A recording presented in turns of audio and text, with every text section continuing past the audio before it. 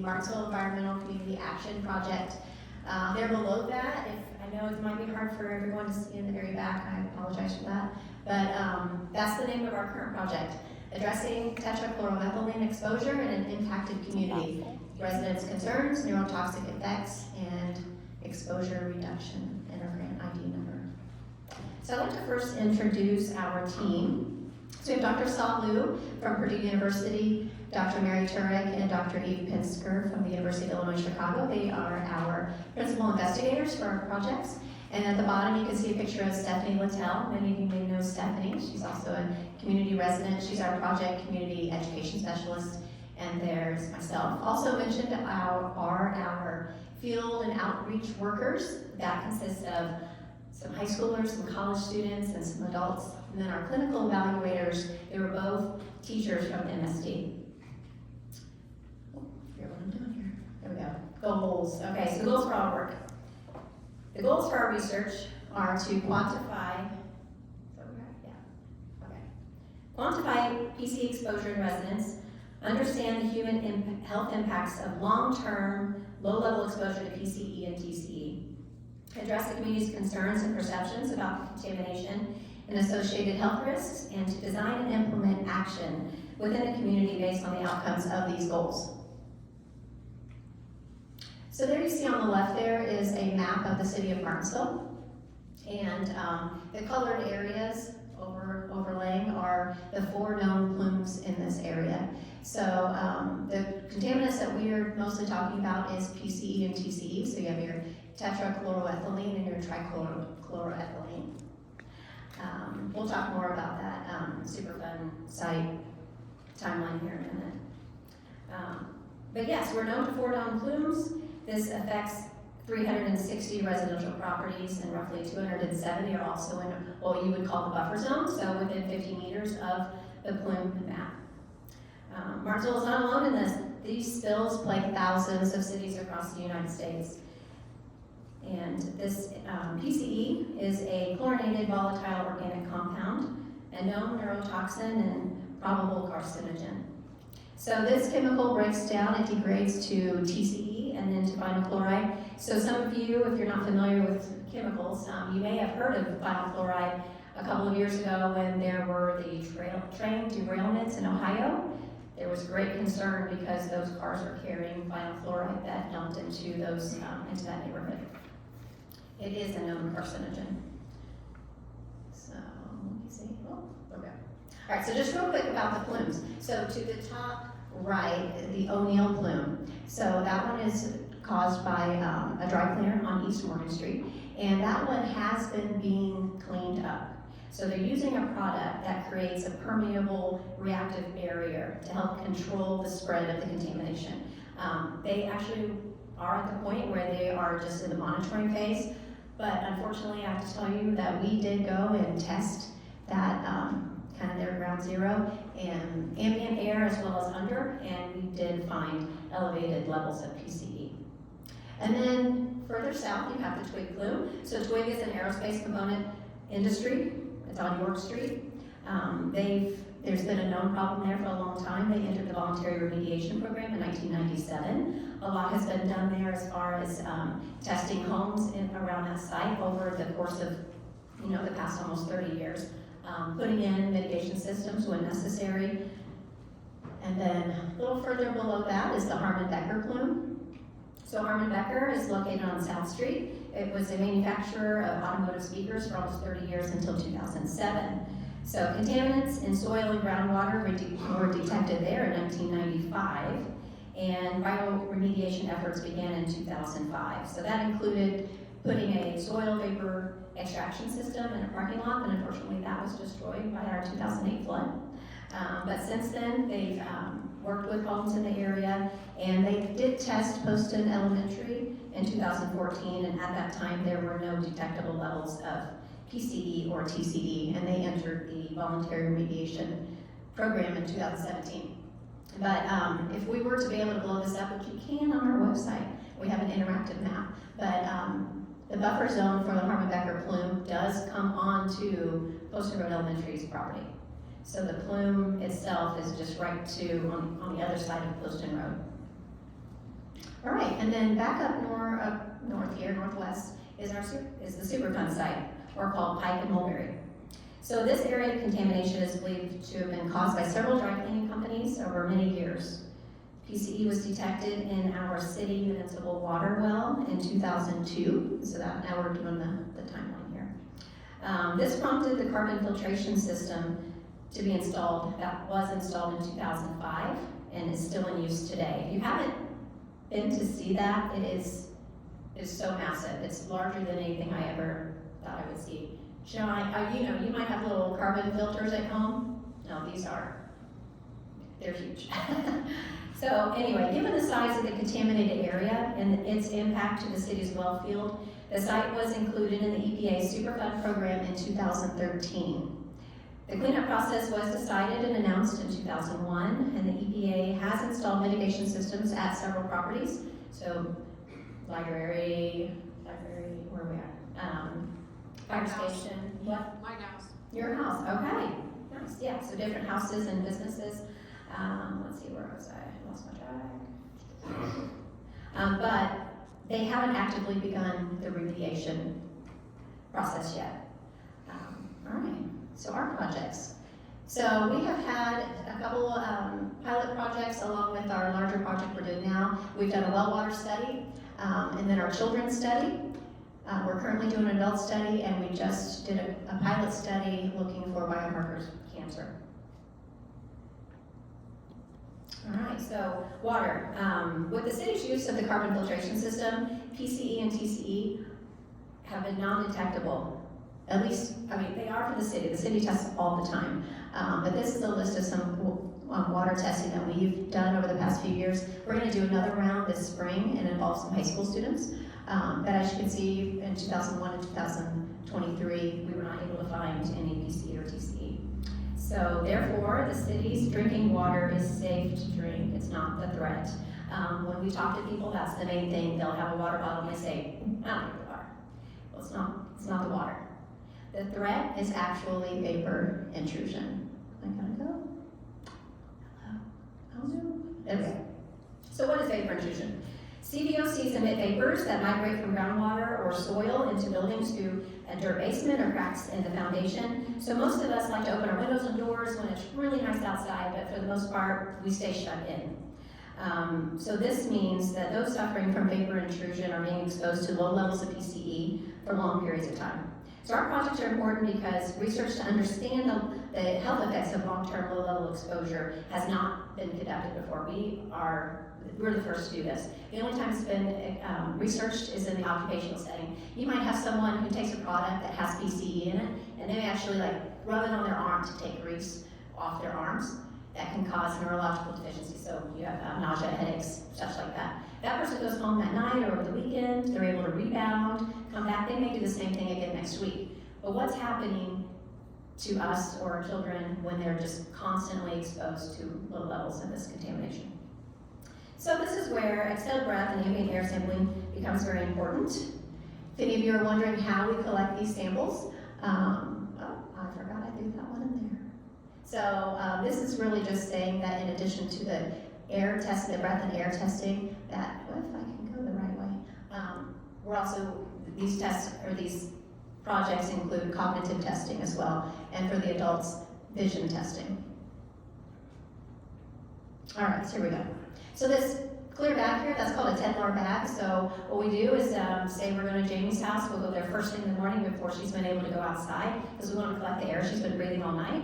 We go in there, we tell her everything we're going to do, we remove the cap, insert that straw, ask her to inhale through the nose, out through the mouth, keeping her mouth sealed on that straw until we've decided that that bag is fully inflated. Then we'll close the valve, take straw, put the cap back on, and put it into a cooler until we can get it over to our clinical site where we have this van. So we rent this van from Pennsylvania. It includes some equipment in it. It's a proton transfer reaction mass spectrometry. It's the equipment that we're using, and it's able to find PCE and TCE in the air in real time. So if we were to come here or to your business or to your home and want to test the ambient air inside your inside that building, we can actually take that van straight to that location, run a hose through a window or a door, and collect that sample in real time. Okay. Oh, wait. Is that going the wrong way this whole time? There's a sample of vapor intrusion. I must have just rolled it too many times or something and I thought it was stuff. So that's just an example of the vapors coming up through the ground and then into the building. Okay, I'll figure this out. All right, so the children's study. This is what we found in the children's study. We had 73 children complete both the breath and the cognition testing. And of those 73 who completed it, 93% of them had some level of PC in their breath. Now these levels were relatively low, but I will tell you there is not an action level set for PCE exposure in breath, so in your exhale breath. There is a set number for ambient air, but not in the breath. So all that we could do was take all of the samples and break them down into a low, medium, and high. If you were considered in our higher group, we may do additional testing. We may then come do your test your home if we had it yet. But what we did find was that the children who had the higher levels of PCE in their breath scored lower on the cognitive testing, on the cognition testing. So, with 25% of the students enrolled in the MSD of Martinsville having an IEP of some sort, this exposure could possibly be affecting our children. But additional extensive testing is necessary. You know, only having 73 kids be part of the study is just not enough to be conclusive. Okay.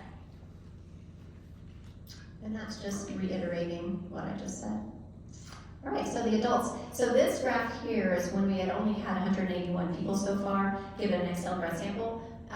We've now had roughly 300, maybe 297 or something like that. So this is definitely preliminary. Same situation. Oh no, actually 100% of the people that we've tested, 100% of the adults we've tested, their exhale breath, they've had PC in their breath of some sort, some level. Okay. Same thing, okay. So what do we need to know? Do people living in plume areas have higher PCE concentrations in their breath? People ask us that all the time. What we have found, the only answer we can give is no, but that's inconclusive as well because, you know, we really hoped that we would have a good ratio of people who live in a plume area or a buffer area versus those who do not, and we did not end up with that in either the adult or the children's study. If you can see on here, I think there were only 14 of the 73 children were in plume areas, and only 54 of the 297 were from a plume or a buffer area. So we definitely need more people in those areas to participate. Okay. So this current adult study also includes a cancer study, and what that cancer study was is that we went to the Indiana Department of Health and asked them to break down the Indiana Cancer Registry data to the city level. It is only available at the county level, but we want to see Martinsville itself because you know, Martinsville is known to have a high cancer incidence rate, so that's of new cancers. So the Indiana DOH determined that Martinsville does not have a cancer cluster, but that rates are alarming enough for them to keep a watchful eye. So the studies they used, or the time periods, were from 2010 to 2019. And during those time periods, kidney and renal, pelvis cancers, myeloma, and leukemia incidence rates were from 45% to 83% higher in Martinsville than state averages. So they let us know that as more information came through, or comes through, that they'll keep us updated. All right, so pilot cancer study that we just did this fall, we asked 40 of the adults who have already participated in our current adult study to take part in this. And so they came back in and they we went to them, of course, got the exhale breath sample, and then they came to us and we actually collected blood and urine samples. And where we are, we're looking for, well, the goal of the study is to learn more about how PC and TC are related to developing cancer, especially rare cancers in Martinsville. So we hope to learn more about how these chemicals may cause cancer and find biomarkers, which, as you know or may not know, are measurable signs in the human body that shows that someone may be at a higher risk of developing cancer. Okay, so what's next? All right, so the last phase of our adult project is the action phase. So we're taking all of this information that we've been gathering, all this clinical information, but through these last 3 years, we've also been hosting focus groups. Some of this room may have been part of that. We would have a focus group of business owners, of property owners, so landlords, those who work in the nonprofit or education sector. There were several different ones. So it's kind of a round table, where we bring people in, they tell us what they know or what they've heard, what their concerns are, what they want to see happen, or their ideas. So we're just gathering all this information. And so we're going to put all of this information together, and we're not finished with that. I'd love for any of you to be involved in that. But we need to come up with some sort of action, something that's going to, in turn, make Martinsville a healthier place to be. So, let's see, where was I at? Totally not reading my notes. So actions, or examples of an action plan could be targeted educational campaigns. So we can be promoting testing and the installation of mitigation systems where needed. Do most of you know what a mitigation system might be like? It's a lot like a radon system that's put under your home. So it encapsulates the underneath of the home. It has a fan that will then blow the vapors that come up out of the ground out from underneath your home and out before it has an opportunity to enter the home or business. We can help to dispel information, so like the fact of people thinking that if they're just not drinking the water, that everything's okay, when it might not be. We can produce information on how residents can minimize their exposure to PCE or CVOCs as a whole. I think I have. Okay, so what can you do to reduce your exposure? I don't know how well anybody can see that, especially in the back, but there's a lot to read here. But PCE can be absorbed through the skin, kind of how I was telling you how somebody might take a product and rub it on their skin. But inhaling PCE vapors is the most common type of exposure. So PCE can be found in brake cleaners, degreasers, adhesives like glue, dry cleaning chemicals, metal cleaners, polishes, aerosols, spray paints, on and on. So before buying any of these products, check the label. I've listed some things here, some names here that it might say on the container. Sometimes it's not written. And then if you know of older chemicals or older products that are in your home, you just be careful, I guess, disposing of those. Learn and find out what the local hazardous materials protocol is for disposing of those items. People are taking pictures. Bethany, if you'll send me this presentation, Yeah, we'll put it on our website. Yeah. Okay. So healthier products equal healthier homes. So MeCAP is actually working on, this wasn't part of, this kind of came on as we were already into this program, or into this project, but MeCAP is working on building a list of safer products for us all to purchase for our homes or businesses. These items, the list will be on our website. Right now we've put together some lists of cleaning products, air fresheners, cosmetics, other things. We want these to be easily purchased in our area or easily purchased online, Amazon. We're also using these products, so we don't want to put anything on that list that we don't think it works, or it just smells terrible. There's just a horrible product to try to use, So we don't put something on there that you're just going to hate and you're going to waste your money. So another option you can use to help reduce your exposure is to ventilate your home. We talked about that a little earlier, so just opening your windows and doors, even if it's just for a short amount of time, every day, every other day, it can make a big difference. Let's see, removing products from the home or garage. So some of us might have old cans of paint or solvents of different sorts.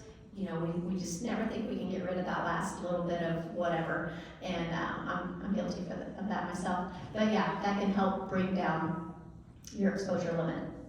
And installing a mitigation system if it's deemed necessary. Okay, so how can you help? Help reduce barriers. So at the beginning, when we started with this, obviously the EPA had already been in Martinsville for several years, but just speculating, but I don't think they were here for, extended amounts of time, except for when they were first doing some testing. But they've been in town a lot more since we've been active. And when they were going through the area where the Superfund site is at, they had a lot of trouble getting people to answer the doors or we did too, answer the doors or looking at door hangers or calling us back, that kind of thing. Excuse me. Of course, it's very hard to call people because so many of us have cell phones anymore, that's hard to get a hold of.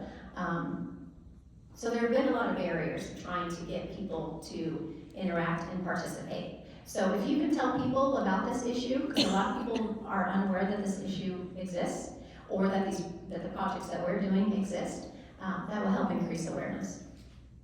You can volunteer for the action phase of our adult study, so that would be being part of the focus groups or any other type of community events that we're going to try to put on. Join our community advisory board. So we have a CAB, and don't run away, because we really have not been overworking these people. If anything, we've kind of been ignoring them, or not ignoring them, but we haven't been having CAB meetings like we were supposed to, that's all I want to say. But I can also tell you that doing these projects, nothing goes like you think it's going to. Everything takes longer than you think it's going to. And when you don't really have anything new to say, you hate to bring people together and take 2 hours of their evening and not really have much to tell them. But the CAB is really important to us. They really helped us do a much better job at disseminating the information to the public when the information was available for the children's study.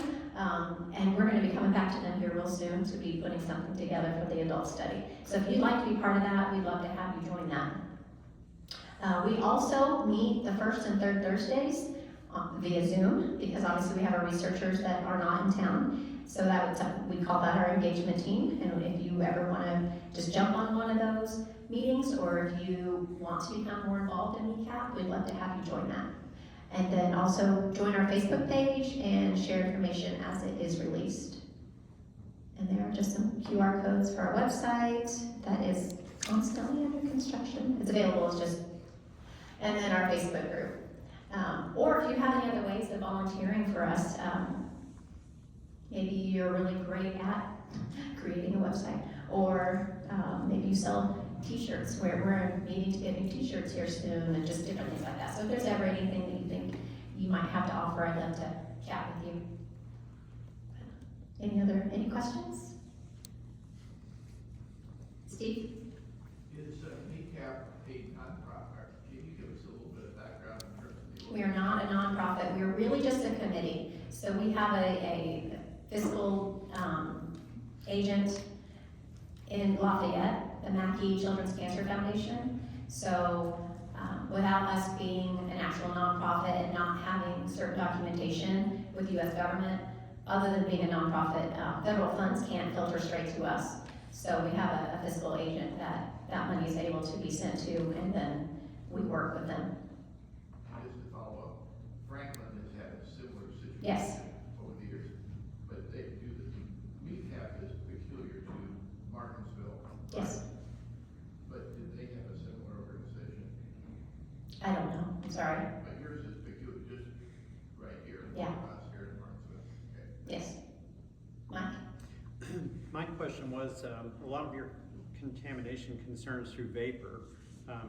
I read through the aquifer study, which is a really good study, and do you have anything that kind of shows how the plumes affect the aquifers? Because I didn't see anything in the aquifer study that referred to the plumes. No, I don't, but I'm happy to try to get that information for you, if it's available. Just a question, yeah, because I think, with the vapors being basically a passive migration into the house, a lot of the newer homes are using pressurized crawl spaces, which kind of helps mitigate that to a point, but also radon, everything you could do to passively get the gas out is effective, but the older homes in those areas, you can basically see how it can be trapped inside the buildings. Right, Okay. yeah.